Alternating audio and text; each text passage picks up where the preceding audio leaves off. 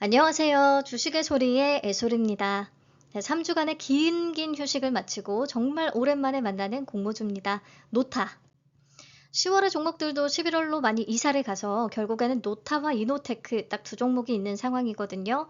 노타가 시동을 부릉부릉 잘 걸어줬으면 좋겠습니다. 자, 노타는 무슨 회사냐? AI 서비스의 보편화를 위한 기업이다라고 할 수 있습니다. 왜 이렇게 얘기를 하냐면요. AI 모델의 경량화 및 최적화 기술을 가지고 있거든요. 이 기술은 그렇다면 왜 필요하냐? 챗 GPT 같은 AI 모델들은 정확도가 높아질수록 연산량과 메모리 요구치가 급증하기 때문에 무거워질 수밖에 없습니다. 그래서 고성능의 GPU나 초대형 데이터 센터 같은 것을 필요로 하죠. 근데 막 스마트폰이나 CCTV, 개인용 PC, 이렇게 제한된 하드웨어 스펙을 보유하고 있는 디바이스들에서도 AI가 최적의 상태로 구동이 될 수 있도록 하려면 바로 이 무거워진 AI 모델을 다이어트 시켜줄 경량화, 최적화 기술이 필요한 겁니다. 자, 더군다나 AI 모델의 발전 속도가 반도체 칩 같은 하드웨어보다 빨라도 한참 빠르거든요. AI 모델의 크기는 2년마다 410배씩 커지는 반면에 반도체 메모리 용량은 같은 기간 2배 성장에 그친다고 합니다. 이런 불균형을 해결하기 위해 필요한 것이 바로 노타인 거죠. 하드웨어의 스펙에 맞게끔 AI 모델을 경량화하고 최적화시켜주는. 네, 노타의 사업은 크게 플랫폼과 솔루션으로 구성이 되는데요. 플랫폼 쪽부터 좀 보자면 AI 경량화, 최적화의 자동화를 지원하는 플랫폼 네츠프레소라는 것을 개발했어요. 이것을 활용하면 연산 속도의 개선, 소요 전력량 절감, 서버나 클라우드 및 기기 자체의 전반적인 운용 비용의 축소를 가능하게 합니다. 그래서 AI 모델이 보다 효율적으로 연산을 수행하게끔 해주고요. 이 네츠프레소를 반도체나 클라우드 기업 대상으로 판매를 합니다. 네츠프레소의 경쟁력을 세 가지 정도로 정리를 해서 말씀을 드리자면 첫째, AI 경량화 최적화의 전주기를 전부 자동화시킨 플랫폼이라는 거.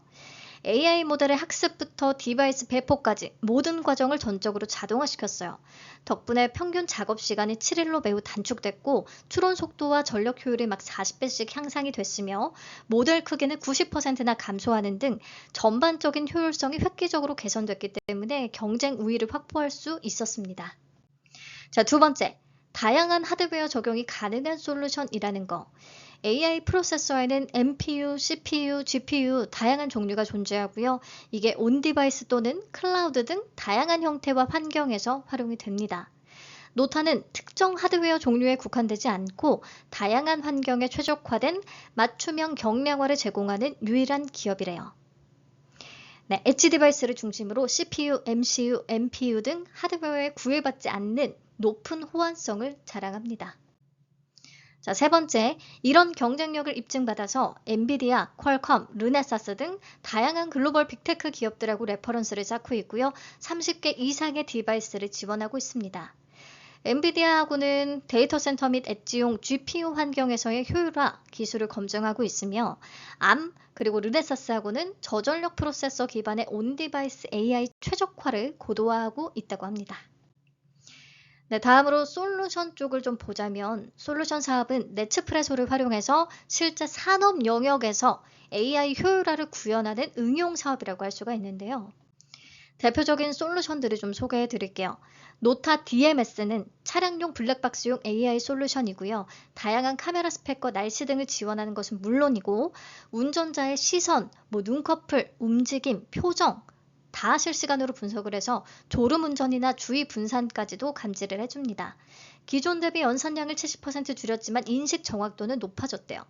차량용 반도체의 처리 속도 한계 속에서도 고성능 AI 기능을 구현할 수 있게 하는 대표적인 사례로 꼽아볼 수가 있겠습니다. 다음으로 노타 FR은 도어락이나 로비폰 같은 홈 오토메이션 서비스를 위한 안면인식 AI 솔루션인데요. 클라우드 연동이 없이 다양한 지점에서 출입자의 통제가 가능하게끔 한 시스템입니다.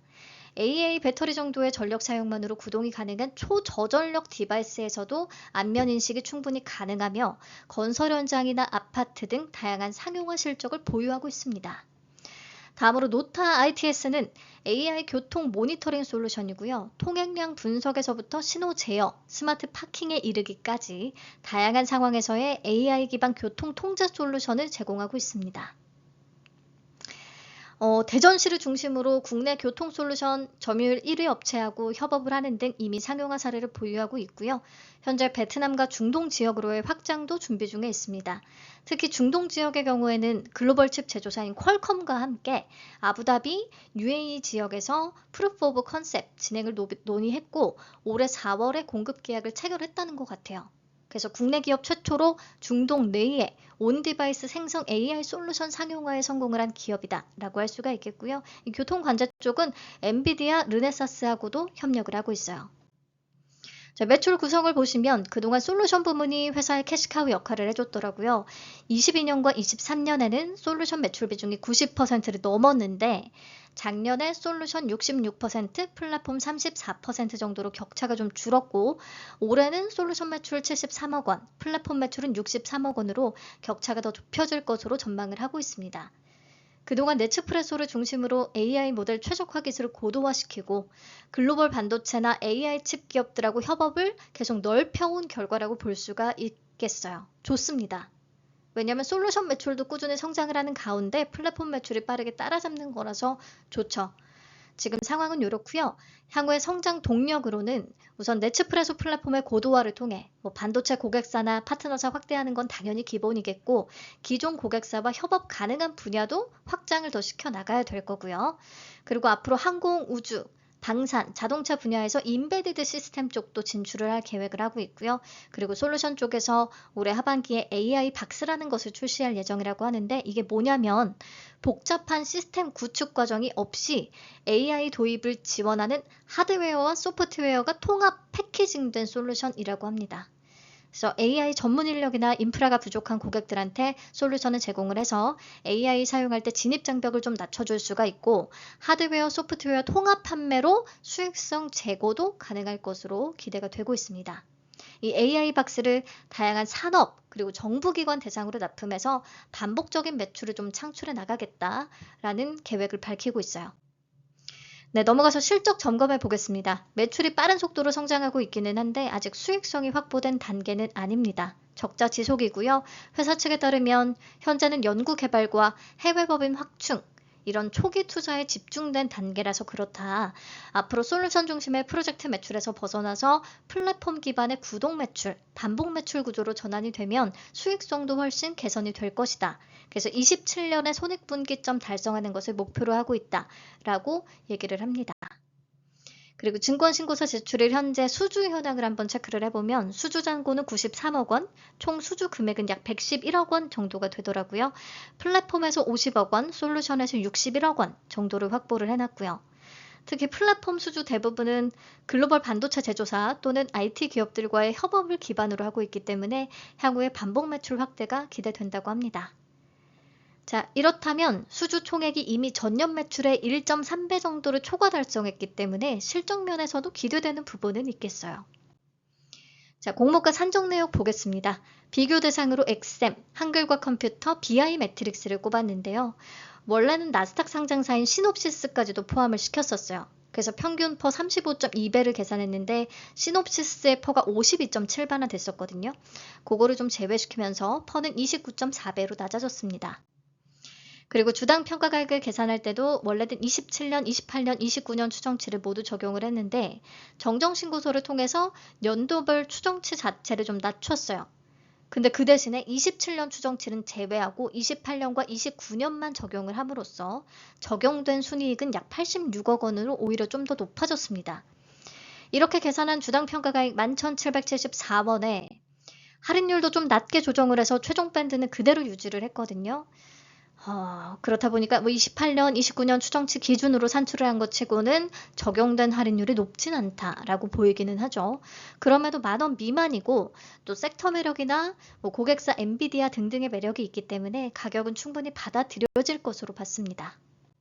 자, 그럼 수요 예측 결과 바로 확인을 해보죠. 경쟁률이 1058.20 대 1, 2319개의 기관이 참여했습니다. 바뀐 IPO 제도의 적용을 받은 종목이 지금 S2W, 명인제약, 노타까지 3개인데 이 중에서 참여 건수는 가장 많았어요. 그래서 기관들의 많은 관심을 받았다라고 볼 수가 있겠고요.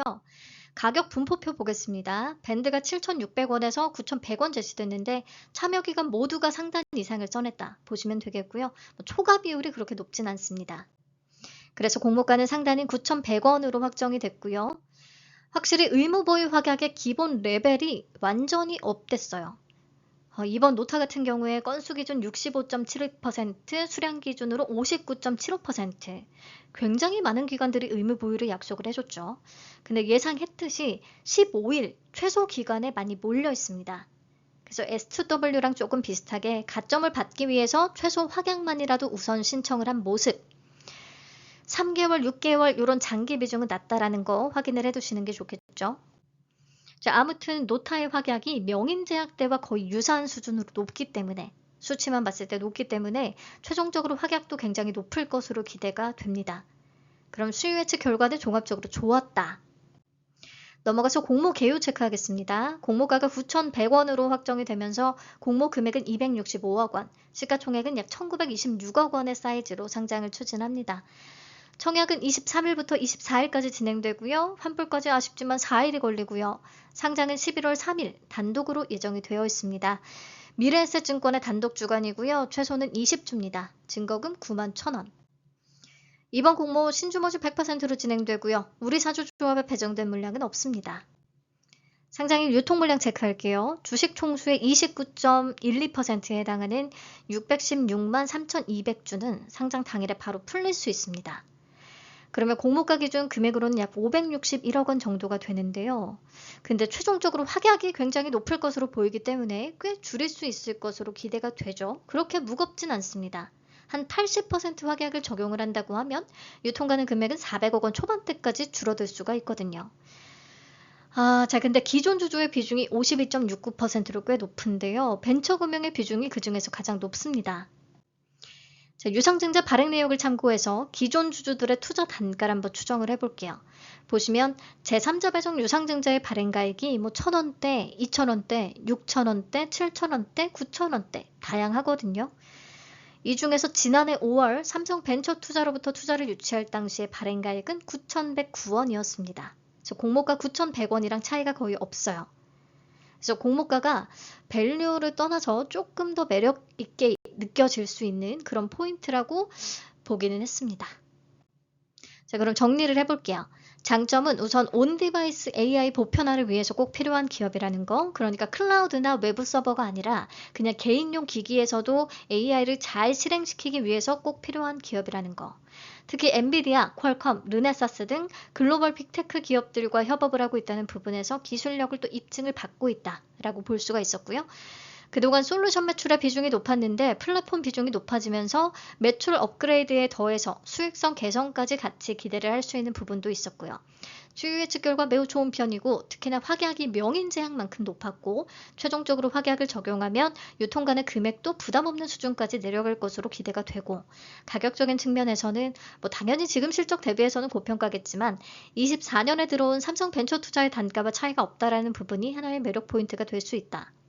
단점은 기존 주주의 비중이 다소 높다는 건데 얘기했듯이 전체 유통 물량에 부담은 없기 때문에 크게 걸림돌은 아니라고 생각합니다. 네, 그럼 배정 물량과 청약 한도부터 체크를 해볼게요. 미래에셋증권에 72만 9천 주가 배정돼서 균등 물량은 36만 4,500주가 되겠고요. 수수료는 2,000원, 계좌는 당일 개설 후에 바로 참여 가능합니다.